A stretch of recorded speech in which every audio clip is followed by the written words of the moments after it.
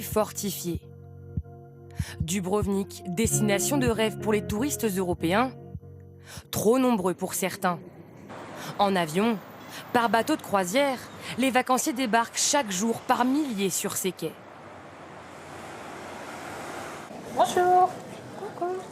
Une ville inondée par les touristes à chaque coin de rue, des groupes avec leurs guides.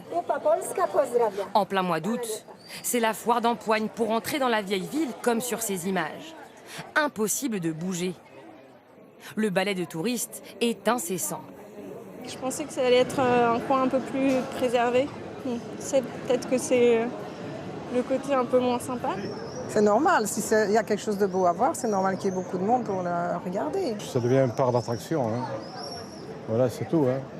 Mais alors, il faut venir très tôt le matin, peut-être à 5 h du matin, on peut prendre des photos correctement. Hein. L'enfer dans la vieille ville, la même chose à l'extérieur.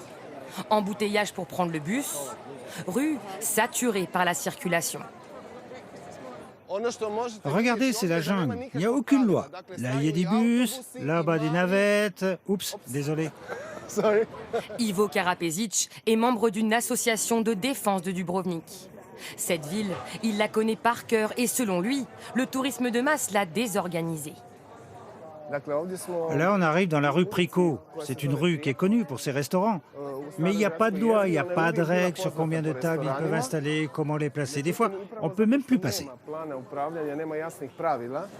Mais certains commerçants y trouvent leur compte.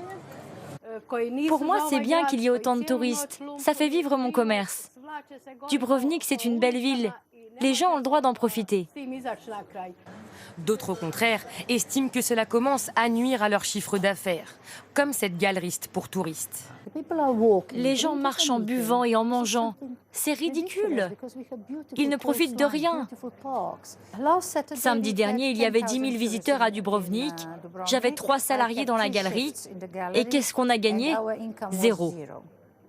Résultat, la population locale a déserté le centre-ville. 5 000 habitants il y a 20 ans, à peine 1 500 aujourd'hui. Les touristes s'en fichent qu'on habite ici. Hier soir, il y avait tellement de bruit. Il y avait une bande de jeunes ivres sous la fenêtre. Moi, tout le monde a déménagé dans mon quartier. Ils ont vendu leur maison? Ils ont vendu leur maison. Maintenant, ce sont des appartements pour touristes. En quelques années, le tourisme à Dubrovnik a explosé et cette situation inquiète l'UNESCO, qui menace le gouvernement croate. L'organisation internationale pourrait même retirer le titre de patrimoine mondial de l'humanité au mur de la vieille ville. Alors comment réguler ce tourisme de masse? Pour le maire, la réponse est simple, il faut le contrôler. Son moyen, 5 caméras installées aux entrées de la vieille ville. Là, vous avez une caméra qui compte le nombre de personnes qui entrent dans la vieille ville de Dubrovnik. À l'instant où nous y étions, il y avait 6 504 touristes.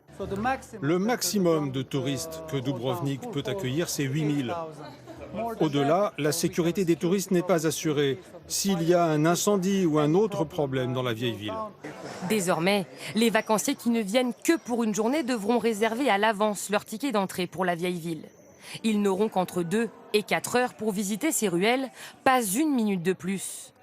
Limiter les visites, une idée qui divise les vacanciers. Ça peut être une bonne mesure.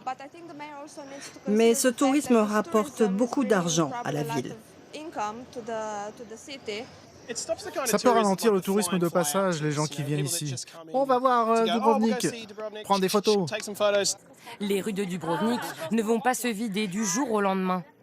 Le nombre de visiteurs a augmenté de 20% en un an. Le portrait maintenant de ce dimanche soir. Depuis le 3 mars dernier, il est devenu danseur étoile de l'Opéra de Paris, un rêve d'enfant et le résultat d'un travail inouï. Il y a quelques jours encore, à Moscou, au théâtre du Bolchoï, il entrait dans le cercle des plus grands danseurs, récompensé pour son interprétation dans Roméo et Juliette. Voici Hugo Marchand et son mètre 92 qui devait lui barrer la route des sommets.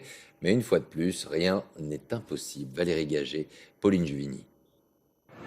Quand il est à Paris, Hugo Marchand vient